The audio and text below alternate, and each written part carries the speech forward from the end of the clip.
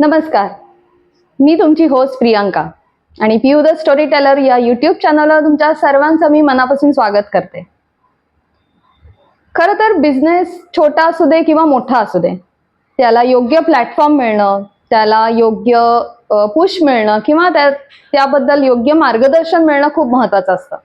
तर ह्याच सगळ्या गोष्टी करून देण्याचं काम आणि तुमचं प्रॉडक्ट किंवा सर्व्हिसेस आणि तुमचा व्यवसाय योग्य क्लायंटपर्यंत पोहोचून देणं हे सुद्धा खूप महत्त्वाचं असतं. तर या सगळ्या गोष्टी अविरतपणे करत आलेत आजचे आपले गेस्ट डॉक्टर नितीन कुलकर्णी. तर मी त्यांचं स्वागत करते. डॉक्टर नितीन कुलकर्णी, नमस्कार सर, वेलकम. तर डॉक्टर नितीन कुलकर्णी हे पेशाने इंजिनियर असून नॅचरोपॅथीचे डॉक्टर सुद्धा आहेत आणि उद्योजक आहेत. त्याचप्रमाणे GBA नावाचा त्यांचा बिझनेस ग्रुप आहे, ज्या थ्रू ते अनेक व्यावसायिकांना प्लॅटफॉर्म मिळवून देण्याचं काम करतात. तर आजच्या एपिसोडमध्ये आपण या सगळ्या गोष्टींबद्दलच बोलणार आहे की GBAची सुरुवात कशी झाली आणि GBAला सुद्धा आता 5 वर्ष कंप्लीट होत आहेत. सो त्याच धर्तीवर हा सगळा आजचा एपिसोड आहे. तर एपिसोड शेवटपर्यंत नक्की बघा आणि अजून तुम्ही पियू द स्टोरी टेलर या युट्यूब चॅनलला सबस्क्राईब केलं नसेल तर ते जरूर करा. त्या एपिसोडला सुरुवात करूया. यस, चालेल. तर GBAची स्थापना करण्याच्या मागे तुमचा हेतू काय होता? बेसिक उद्देश म्हणाल तर छोट्या व्यावसायिकांना बुस्टअप करणं हाच आहे. फक्त एवढंच झालेलं की संकल्पना जी मी GBAची मांडलेली आहे, एकमेका सहाय्य करू अवघे धरू सुपंत. It's called as give and take. तुम्ही व्यवसाय द्या आणि मग व्यवसायाची अपेक्षा करा, हे माझं नेहमीचं तत्व असतं. कम टू द क्वेश्चन, 2014 पासून मी सोशल म्हणजे सामाजिक कार्यामध्ये वावरतो, संघटनात्मक. आणि 2016 पासून मी GBAची स्थापना केलेली आहे. 2016, पण ती माझी पर्सनल कन्सल्टन्सी होती.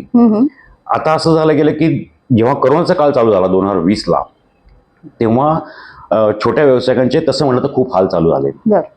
ज्यांच्याकडे सस्टेन पॉवर होती त्यांना काही प्रॉब्लेम आला नाही, पण ज्यांच्याकडे नाहीये त्यांनी मार्च नंतर कसा तग धरला एप्रिलपर्यंत. आणि मेच्या सुरुवातीपासून मला कॉल्स यायला सुरुवात झाली, कारण बऱ्यापैकी महाराष्ट्र मी फिरलो होतो, व्यावसायिकांना भेटलो होतो, त्यांना कन्सल्टन्सी केली, ती पर्सनल लेवलला केली होती. मग 2-3 सहकारी, माझी पत्नी, आम्ही बसून चर्चा केली त्या गोष्टीवर की काय करता येईल याच्यामध्ये ग्राउंड लेवलला. तर आधी ज्या संघटना होत्या त्यांच्याकडे मी गेलो, परंतु ते फार हाय लेवलला करायचा त्यांचा प्लॅन होता आणि मला एकदम ग्राउंड लेवलला करायचं होतं. म्हणून आपण ही स्थापना केली 4 जून 2020ला. तिथपासून वाटचाल चालू झाली. अडचणी तसं म्हणशील तर काय आल्याच नाही गेल्या.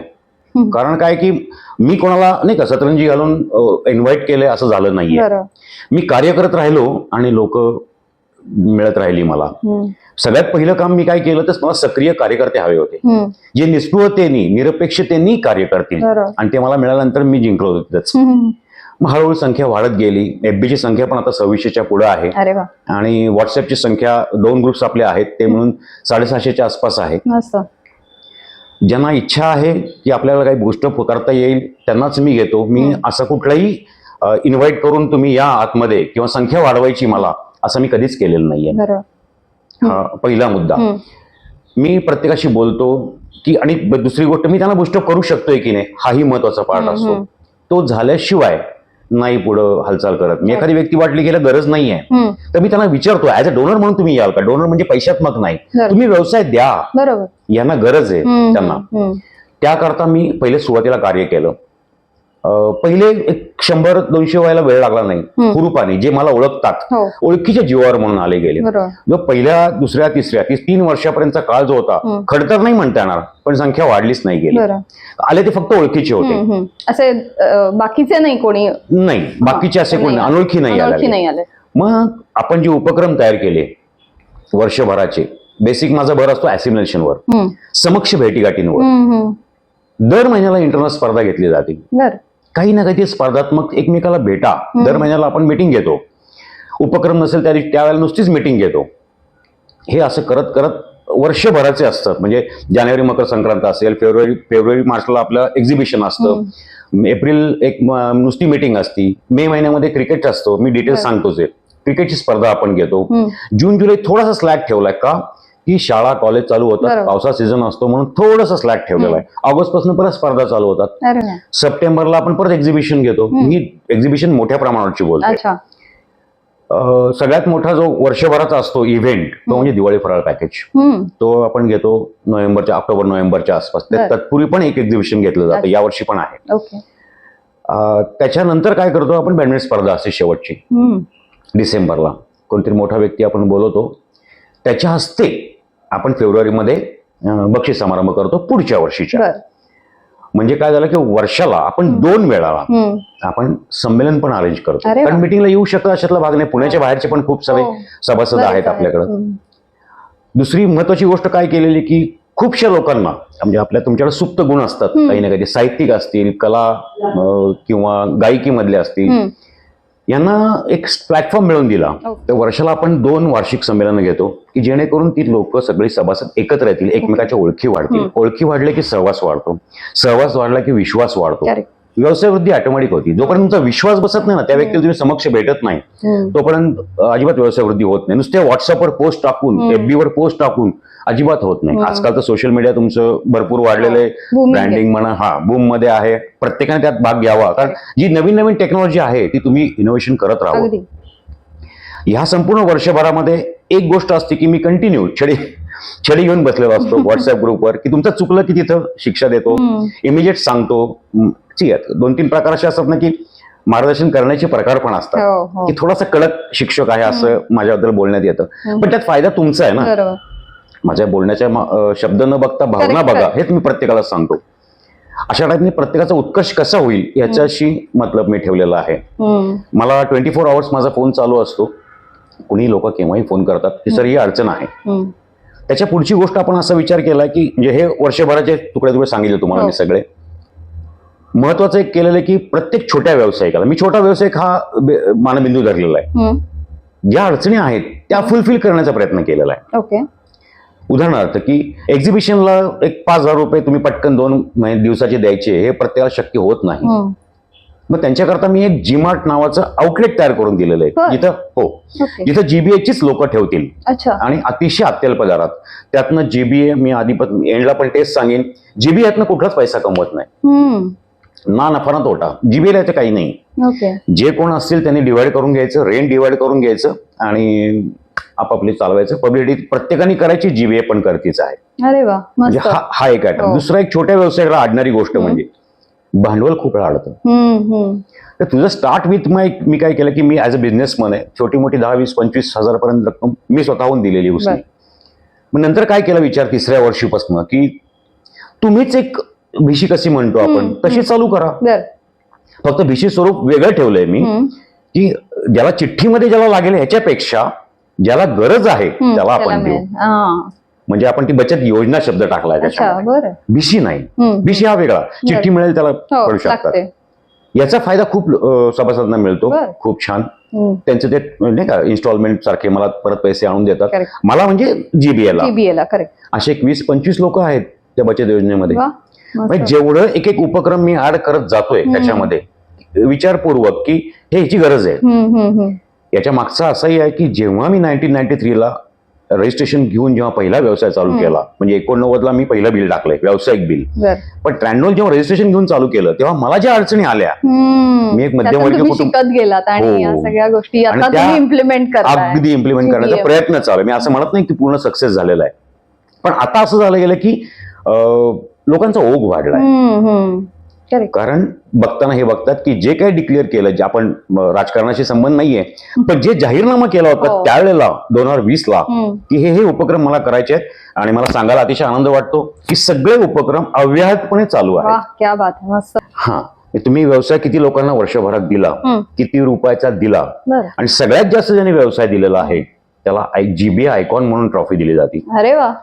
दिस अ मोटिवेशन फॅक्टर की मी टॉप 10, त्या टॉप 10ला पण ट्रॉफी दिली जाते. त्यामुळे मी टॉप 10 मध्ये कसा येईन ह्या प्रत्येक व्यक्ती विचार करायला लागतो. याचा फायदा असा होतो की व्यवसाय दिला जातो. मी प्रत्येक वेळा तत्व तेच सांगतो, व्यवसाय द्या. जर आपण म्हणतो ना प्रेम द्या, प्रेम मिळेल. तसंच आहे. मान द्या, मान मिळेल. It's a give and take. ह्या धर्तीवर आता खूप छान चालू आहे. सगळे उत्सुक आहेत. म्हणजे आपण विचार करतो की दर 6 महिन्याला पब्लिश करतो की सर कधी करणार.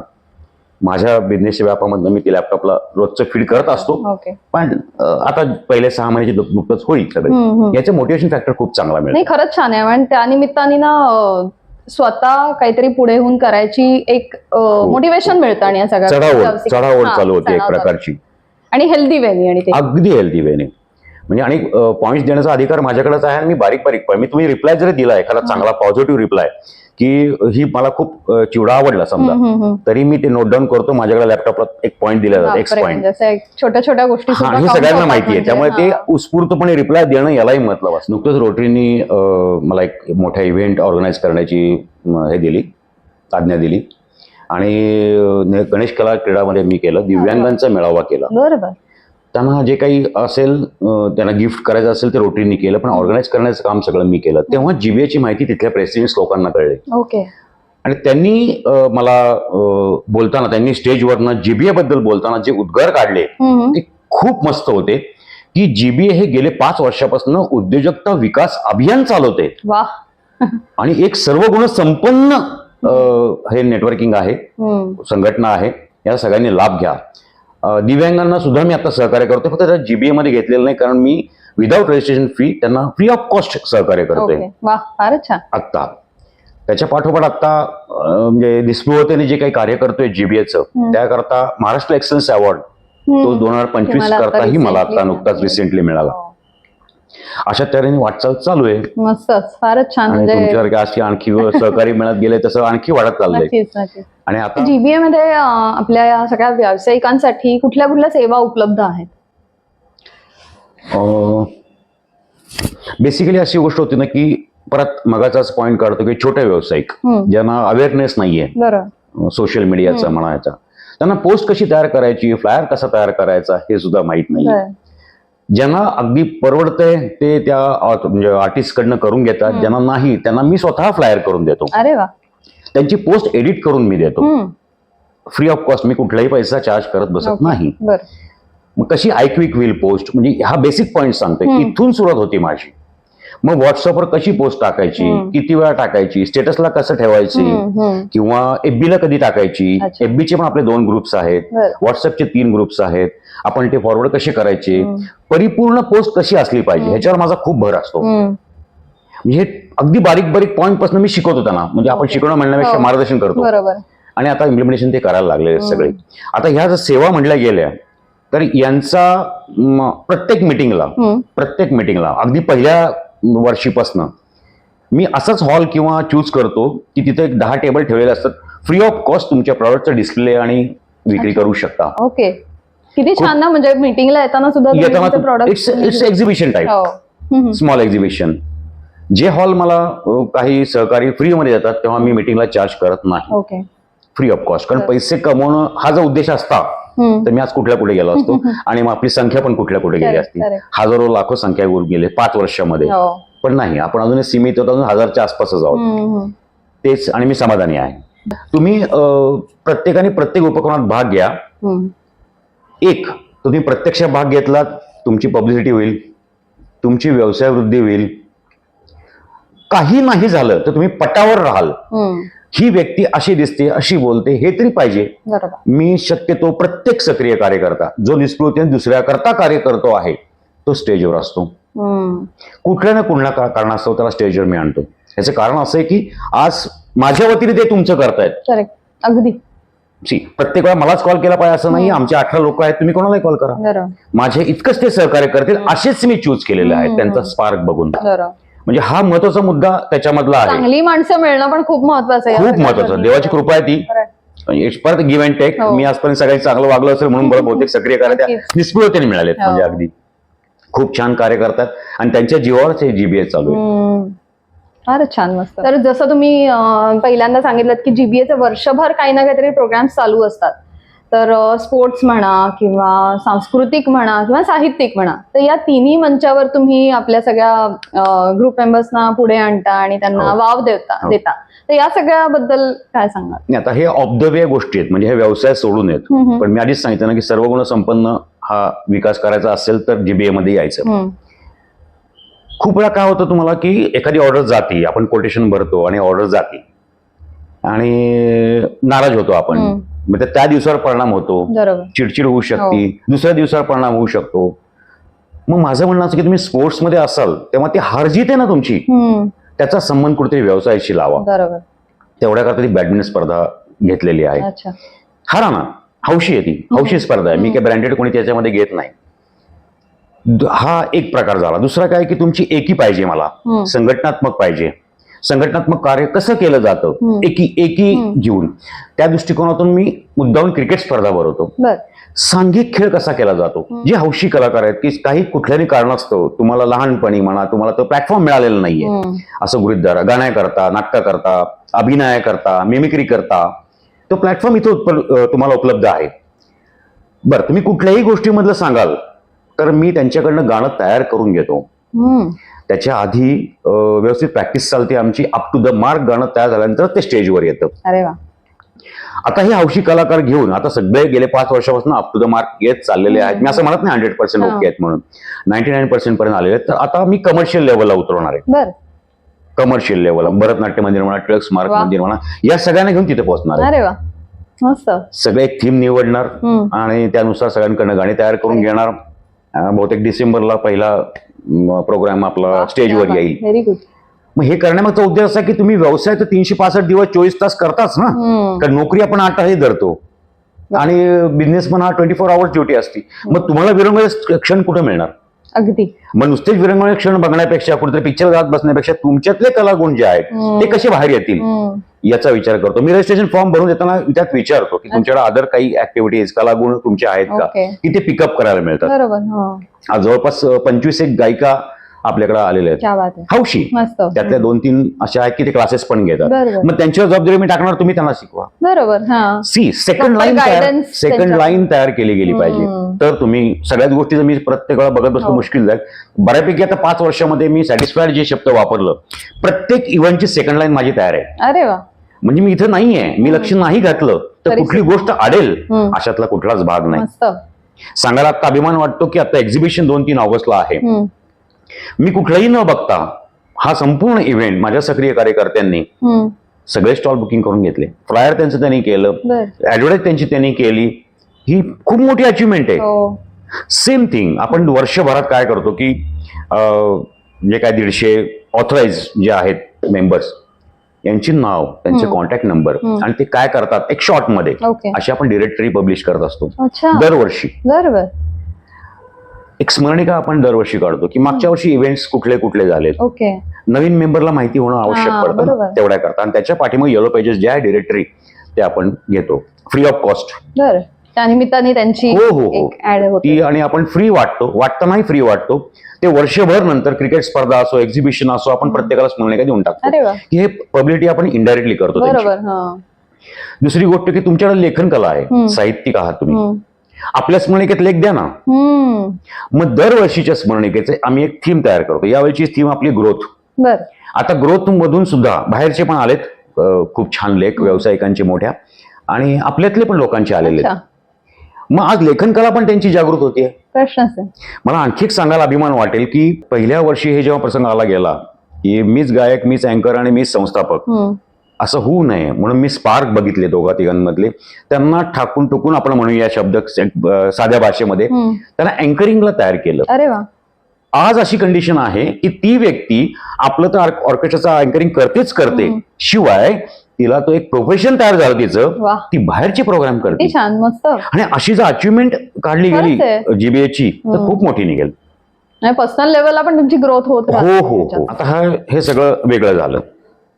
आता काय करतो आम्ही, आपल्याला जीबीएला यातनं पैसे कमवायचे नसतात. चुकून माकून कुठल्या इव्हेंट मधनं पैशाचा प्रॉफिट झालाच तर आपण दुसऱ्या वर्षीपासून काय चालू केलंय, जो प्रॉफिट येईल सरळ सगळ्यांना वार्षिक सहल करायला नेऊन घेऊन जायचं. अरे मस्त. तिथे तुमचा व्यवसाय नसेल, काही नसेल, खेळीमेळीचं वातावरण आणि कुटुंबासकट. लेडीज असेल तर त्यांनी त्यांच्या मिस्टर, त्यांच्या मुलांना पण घेऊन यावं, त्यांच्या घरातल्यांना घेऊन यावं, काही प्रश्न नाहीये. मग हे कॉन्ट्रीब्युशन तुम्ही ठराल ते, हा जो प्रॉफिट झालाय तो त्यात घालतो. किती छान. आणि एक मार्गे एक वेगळा एकोपा. पण आम्ही ना म्हणजे खूपशे लोक, म्हणजे मी असं नाही म्हणते, तुम्ही कुठल्याही जीबीएच्या सभासदाला विचारत होतो हे सांगेल की जीबीए आमचा व्यावसायिक मंच नाहीये, जीबीए आमची एक फॅमिली आहे. असंच जास्त घेतलेलं महत्वाचं आहे. आहे. हेच आम्ही दिलं. तर ती अटॅचमेंट, ते बॉन्डिंग होणं महत्वाचं होतं. गेल्या 5 वर्षामध्ये ते बॉन्डिंग अतिशय सुंदर तयार झालेलं आहे की आता मला जीबीए करता एन्क्वायऱ्या खूप वाढल्या. बरोबर. रोजच्या 5-5 एन्क्वायऱ्या फोन येतात आणि मला. ते ना माउथ पब्लिसिटी होत जाते, ऑटोमॅटिक होत जाते हो, की हो, हा हो, ग्रुप हो. खूप छान आणि आहे. त्यातलं बेसिक गोष्ट लोक ऑब्झर्व करताना काय करतात की 5 वर्ष झाली ह्याला महत्व नाहीये. 5 वर्षापूर्वी जे तुम्ही उपक्रम डिक्लेअर केलेले आहेत, जाहीर ते केलेले आहेत व्यवस्थित चालू आहे. लेखी, ते आज अव्याहतपणे चालू आहेत. अरे, म्हणजे ही काहीतरी जीबीए मध्ये काहीतरी कुछ तो दम है, आहे ते. खरंच कुछ तो दम है. आणि तेवढ्या करता आता एन्क्वायरीचा ओघ वाढलाय. आहे. ओके.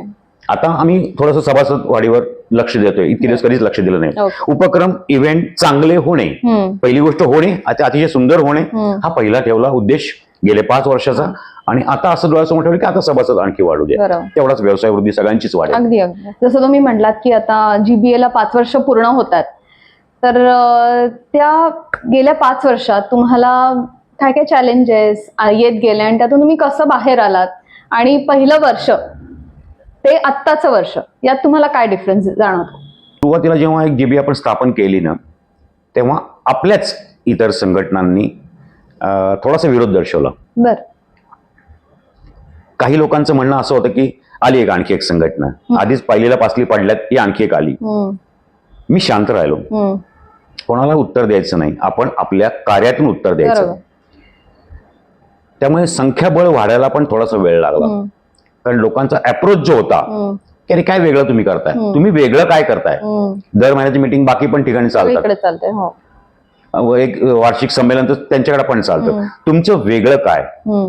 तर मी सांगेन, हे वास्ट उत्तर देण्यापेक्षा हे सांगेन, तुम्ही जीबीए मध्ये या, त्याचं स्वरूप बघा, अनुभव घ्या आणि सी द डिफरन्स. एवढंच मी सांगू शकतो. आता खूपसे बघतोय, ऑब्झर्व करतोय, मी अनुकरण करणं चालू केलेलं आहे. बरं. जीबीएचे इव्हेंट्स अनुकरण करणं चालू आहे. माझं काहीच म्हणणं नाही त्याच्याबद्दल, उलटा अभिमान वाटतो मला की माझे इतर संघटना माझं अनुकरण करतायत. हे खूप चांगलं आहे. उदाहरण सेट केलंय तुम्ही. अगदी उदाहरण सेट केलेलं आहे. फक्त मी त्यांनाही सांगू इच्छित, जे कोण ऐकत असेल त्यांनाही, की पावलांचे ठसे स्वतःचे पाहिजेत. बरोबर. दुसऱ्याच्या ठसेवर आपण पाय दिला तर आपला ठसा उमटत नाही. ही जी बिग अचिव्हमेंट आहे माझी 5 वर्षातली, ठसा उमटला गेलाय, अनुकरण करायला लागलेली आहेत. आणि मला तुम्ही समाधान त्याच्याबद्दल आहे. अवश्य अनुकरण करा. जीबीए जेवढं ग्राउंड लेवलला काम करतं, मला नाही वाटत कुठली संघटना करत असेल. अच्छा.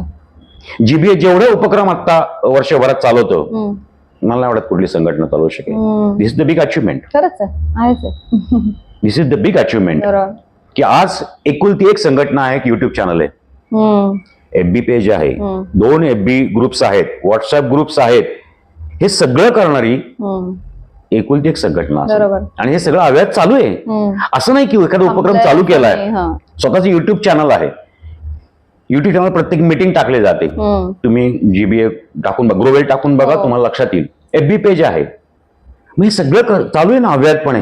5 वर्ष मी ते करून दाखवलंय. आणि हे मागवून बघताना करून दाखवलंय.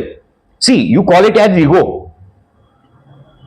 I will say it's a self respect. मी करून दाखवलंय. आणि आता करून दाखवल्यानंतर इतर जी संघटनांतली पदाधिकारी म्हणा किंवा नाही का सभासद म्हणा, आता त्यांचा बघण्याचा दृष्टिकोन बदलला. अगदी. ते माझ्याशी खूप महत्वाचं. जे आधी क्रॉस क्रॉस क्रॉस चालायचे, पहिल्या वर्षी घडत खूप क्रॉस झालं, ते आता 5 वर्ष होत आली आहेत. झाली. आता 4 जूनला 5 वर्ष झाली. आपण फक्त वर्धापन दिन आता करतो, नुकताच आता आहे 26 जुलैला. तर ही जी आहे की आता ती लोक क्रॉस नाही राहिली की येस कुलकर्णी सर काहीतरी करून दाखवत आहेत आणि करून दाखवलंय. ऍटलिस्ट तेवढं जरी अचिव्हमेंट झालं ते खूप झालं. मी असं नाही म्हणत की सामील व्हा, पण तुम्हाला जज करायचं असेल जीबीए तर सामील व्हावं लागेल. अत्यल्प फी आहे. त्याच्यावरनं सुद्धा मला खूप काही ऐकायला मिळालं गेलं की इतर संघटनांची फी एवढ्या मोठ्या आहेत, त्या स्टँडर्ड लेवलला वावरतात. मला नाहीच जायचं स्टँडर्ड लेवलला. मला छोटा व्यावसायिक पकडलेला आहे मी. त्याला फी किती झेपेल तेवढीच द्यायची. अशा खूपशा घटना आहेत की ती छोटीशी फी सुद्धा देणं जमत नाही लोकांना. मला सांगतात की सर आता नाही जमत. म्हणलं तू फॉर्म भरून दे, तुला मी पैसे कमवून देतो आणि मग त्यातनं रजिस्ट्रेशन फी दे. असे सुद्धा उदाहरणं जीबीए मध्ये आहेत आणि यांच्या दुवा आहेत म्हणून चालू आहे जीबी. अगदी नक्कीच. जास्त बोलत बसलो तर असं म्हणाल की प्रौढी गातोय, असं नको व्हायला. म्हणून म्हणलं जीबीए मध्ये या, तुम्हाला कळून जाईल. बरोबर. अगदी 100%. सो आता नवीन जे उद्योजक आहेत जे आता नवीन व्यवसाय सुरू करतायत आणि त्यांना या क्षेत्रात पाऊल ठेवायचं तर त्यांच्यासाठी तुम्ही काय गायडन्स म्हणून काय सांगाल? हा आणखी एक चांगला क्वेश्चन आहे. मी प्रत्येक सेशनला एक एक थीम निवडतो, त्याच्यावर सेशन घेतो. बरं. प्रत्येक उद्योजकांनी पहिली गोष्ट म्हणजे व्यवसाय चालू करताना मी जिंकणार आहे एक माइंडसेट तयार करा पॉझिटिव्ह, तर तुम्ही जिंकाल. मी लॉस झाला तर काय करू, मी हा बिझनेस करू का नको, मग ह्याच्याऐवजी हा करू का, मग जोडधंदा म्हणून हा करू का, एक नंतर 12 वाट चिंता करू नका. USP एकच ठेवा.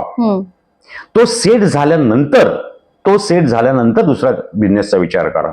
पूर्ण एकाकडे कॉन्सन्ट्रेट करा आणि पॉझिटिव्ह माइंडसेटने. कुठलं अडलं तर मी आहेच आहे. 5 वर्ष झाली आहेत आपल्या GBA ला, तर त्याबद्दलचे फ्युचर प्लॅन्स काय आहेत आपले? काही फ्युचर प्लॅन तर मी डिक्लेअर नाही करणार. सध्याचा काळ असं चालू आहे की कुठली संघटना म्हणली की त्यांचे प्लॅन्स डिक्लेअर करायचे नसतात. बेसिक गोष्ट अशी आहे याच्यामध्ये की जीमार्ट जे चालू केलेलं आहे व्यावसायिकांकरता, ते खूप प्रमाणात एक्सपांड मी करणार आहे. पुण्यासारख्या मोठ्या ठिकाणी त्याच्या ब्रँचेस करणार आहेत. पुण्याच्या बाहेरनं संगमनेर, नाशिक, धुळे, नगर आणि औरंगाबाद या 5 ठिकाणून आत्ता ऑफर आलेले आहेत वा, की तुम्ही जीमार्ट आमच्या इथे चालू करा. बरं. पण नाही, ठीक आहे, प्रत्येक पाऊल उचलताना एक नाही 10 वेळा विचार करायचा असतो. पॉझिटिव्ह माइंडसेट आहे, पण पॉझिटिव्ह विचार करायचा असतो. आता पुढचा प्रश्न असा येतो की आणखी पण काही प्लॅन्स आहेत. हे जीमार्ट म्हणजे इट्स अ मॉल, छोटासा मॉल असं स्वरूप मी त्याला आणणार आहे. ह्याच्या पुढचा जो प्लॅन आहे की जो तुमच्या एका क्लिकवर संपूर्ण जीबीएची माहिती मिळेल. एकाच क्लिकवर तुमच्या कुठल्याही व्यावसायिकाचं तुमच्या फील्डनुसार, तुमचं सिव्हिल फील्ड पाहिजे, इलेक्ट्रॉनिक्स पाहिजे, तुम्हाला जो ॲटम पाहिजे तो ॲटम सर्चमध्ये टाका. एका क्लिकवर त्या जीबीए मधल्या 10 व्यक्ती तुम्हाला मिळतील, ऑप्शन मिळतील, तुम्ही त्यातलं निवडायचं आहे. ही माझा आत्ताचा पुढचे उपक्रम आहेत आणि तो खूप महत्वाचा आणि मे बी लास्ट अजेंडा माझा तो राहील. जो इझिली ऍक्सेसेबल होईल, प्रत्येकाला पब्लिसिटी करताना सोपा जाईल आणि कस्टमर पॉइंट ऑफ व्ह्यू म्हणजे ग्राहकाला सुद्धा काय जे हवं आहे सर्च केलं की एका क्लिकवर सगळ्या मेंबर्सची माहिती मिळाली पाहिजे. त्याचा कॉन्टॅक्ट नंबर, नाव, किती वर्षाचा एक्सपिरियन्स आहे, ती व्यक्ती काय करते, हे सगळं मिळालं पाहिजे. आणि हे आता अंतिम स्टेजला आहे. अंतिम स्टेजला आहे. त्याच्याही पुढची गोष्ट आता अशी झालेली आहे की सेपरेटली मला व्यक्तीने ऑफर दिली गेली की जीबीए आता खूप छान कार्य करते, तर आपण याचं सेपरेटली ब्रँडिंग करूया. जीबीएचे ग्रोथ, जे आता आपण या संमेलनाला ग्रोथ हेच नाव दिलेलं आहे, तर जीबीएची ग्रोथ जी होईल उपक्रम वाईज नाही, संख्या म्हणून म्हणा किंवा आणखी काही त्याच्यामध्ये करण्यासारखं असेल, जीबीए सर्व दूर पोहोचलं पाहिजे अशी मी ऑफर आता आलेली आहे आणि मी ते ऍक्सेप्ट करतो आहे. त्यामुळे जीबीए आता सर्व दूर पसरेल. पुण्यापुरतं, महाराष्ट्रापुरतं, इंडियापुरतं नाही, इंडियाच्या बाहेरचेही आता आपल्याकडे सभासद आहेत. US आहे, UK आहे आणि आफ्रिका आहे. हे 3 ठिकाणचे आपले सभासद आहेत. महाराष्ट्राच्या बाहेरचे पण आहेत. हैदराबाद आहे, बेंगलोर आहे, दिल्ली आहे, म्हणजे कर्नाटक थोडक्यात वर नॉर्थ साऊथ दोन्ही कॅच केलेला आहे. महाराष्ट्राचा प्रश्नच येत नाही. बऱ्यापैकी प्रत्येक जिल्हा आहे, आपले सभासद आहेत. त्यामुळे पुढचा एवढा एकच उद्देश राहील, तो लास्ट एजेंडा राहील माझा, एका क्लिकवर माहिती मिळाली पाहिजे. वा, मस्त. तुम्ही बोलता बोलता सांगितलं की 26 जुलैला वार्षिक संमेलन होणार आहे. सो जीबीएला 5 वर्ष पूर्ण झाल्याबद्दल, तर त्याबद्दल काय सांगाल? ऑफकोर्स 5 वर्ष पूर्ण झाली आहेत जीबीएला, सगळ्या उपक्रमांना यशस्वीतेची वाटचाल चालू आहे. या 5 वर्षाचा समाप्ती असं गृहीत धरून वार्षिक संमेलन यावेळेला भव्य स्वरूपात करतोय आपण. मराठा चेंबर ऑफ कॉमर्स घेतलेले आहेत, काही दिग्गज व्यावसायिक इथं सेशन घ्यायला येणार आहेत आणि सगळा कौटुंबिक सोहळा तो होणार आहे. 2-3 इव्हेंट्स आपल्यातलेच मगाशी म्हटल्याप्रमाणे सुप्त गुण कलाकारांना वाव देण्यासंदर्भातले असेही कार्यक्रम तिथं होणार आहेत. खूप मोठ्या प्रमाणावर तो कार्यक्रम होणार आहे आगामी 26 जुलैला. ऑफकोर्स तो जीबीए रजिस्टर्ड मेंबर करता असतो, तर तुम्ही सामील व्हा आणि त्या कार्यक्रमाचा पण आनंद घ्या आणि संपूर्ण उपक्रमात वर्षभर तुम्हाला संधी मिळत राहील, त्याचाही फायदा करून घेऊ शकता. नक्कीच. जसं मगाशी मी सांगितलं की स्मरणिका असती डिरेक्टरीची आणि ती स्मरणिका आपण मोफत वाटतो. सेम एक उपक्रम आपला चालतो डिसेंबर एंडला, तो म्हणजे पुढच्या वर्षीचं कॅलेंडर. आपलीच माणसं ऍडव्हर्टाईज देतील. ती पण आमचा असं की जो काही खर्च येईल तो डिवाइड बाय ते ऍडव्हर्टाईज. बर जीबीएला सेपरेट काही काढायचं नाही त्यात. ओके आणि ती कॅलेंडर आपण मोफत वाटतो बर की जेणेकरून त्यांची पब्लिसिटी होईल. हो हो मग आपल्यातलेच उत्स्फूर्त सगळ्या असतात ते कॅलेंडरच्या ऍडव्हाइस मध्ये भाग घेतात. आपलेच आर्टिस्ट, हम्म, कुठलाही व्यवसाय बाहेर देत नाही मी. हम्म. आपलेच आर्टिस्ट त्याच्यावर काम करतात. प्रिंटिंग माझ्याच बंधुरा जे आहे त्यामुळे मला तसा प्रश्न येत नाही काही. ते करतो आपण कॅलेंडर हा उपक्रम. बर आणि सगळ्यात महत्वाचा एंड करतानाचा बोलायला हरकत नाही उपक्रम म्हणजे आपण आतापर्यंत उल्लेख केला की जीबीए लॉंग फॉर्मचा जर विचार केला गेला, ग्रो वेल असोसिएट्स. ग्रो म्हणजे तुमची वाढ झालीच पाहिजे, बरोबर. वेल म्हणजे चांगल्या प्रकारे वाढ झाली पाहिजे. पैसा कोणीही कमवतं, पण चांगल्या प्रकारे कमवणं यालाही महत्व आहे. खरंय. आणि असोसिएट्स म्हणजे संघटना आहे, हो ही एकी आहे, ही फॅमिली आहे.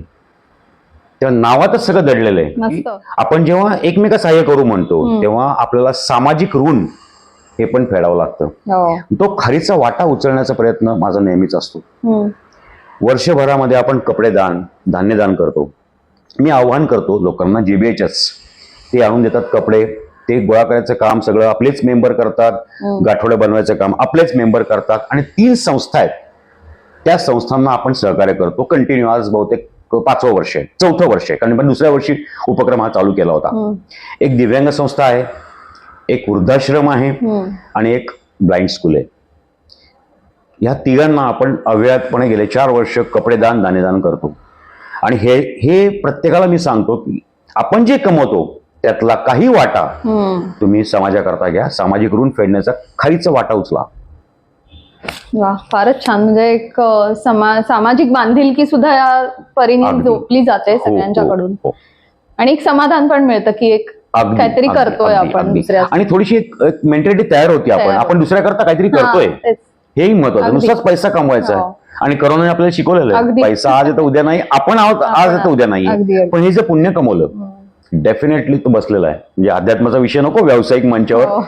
पण हे पण मी मुद्दामून ठेवलेलं आहे. हो. सामाजिक उपक्रम फारच छान. मस्त. मी तर आव्हान पण केलं होतं FB वर, सोशल मीडियावर, की सामाजिक ज्यांना गरजू आहेत त्यांना आत्मनिर्भर करण्याचा सुद्धा माझा प्रयत्न चालू होता. बरं. 2 आहेत आपल्या वाईचे पण एक जण होते आणि लोणावळ्यातले एक जण होते. त्या दोघांना मी आत्मनिर्भर करण्याचा प्रयत्न करणं चालू होतं. थोडा खंड पडला गेला, त्यांना एक डिसॅबिलिटी म्हणतो ना, ते नाही जमलं गेलं म्हणून. बरोबर. पण असाही माझा आहे, तुमच्यापैकी कोणी असेल सामाजिक संस्था ज्यांना कोणाला गरज आहे आत्मनिर्भर बनण्याची, मला अवश्य फोन करा. काहीच प्रश्न नाही, मी आहे. वा फारच छान. मस्त सर, छान. आजचा एपिसोड आपला मस्त झाला. आणि खरंच GBA म्हणजे काय ग्रुप आहे, ग्रो वेल बिझनेस, आणि त्याबद्दलची सगळी माहिती, कसं काम चालतं, वर्षभर काय काय उपक्रम चालतात, या सगळ्यांबद्दल आपल्या प्रेक्षकांना सुद्धा कळलंच असेल. So thank you so much. आजच्या एपिसोडमध्ये आलात आणि एवढी छान इन्फॉर्मेशन शेअर केली सगळ्यांबद्दल. Thank you so much. तुम्हाला धन्यवाद. मला धन्यवाद. थँक्यू. तुम्हाला आजचा एपिसोड कसा वाटला त्याबद्दल कमेंट्समध्ये लिहून कळवा. आणि पिऊ द स्टोरी टेलर या YouTube चॅनलला सबस्क्राईब केलं नसेल तर ते जरूर करा. धन्यवाद.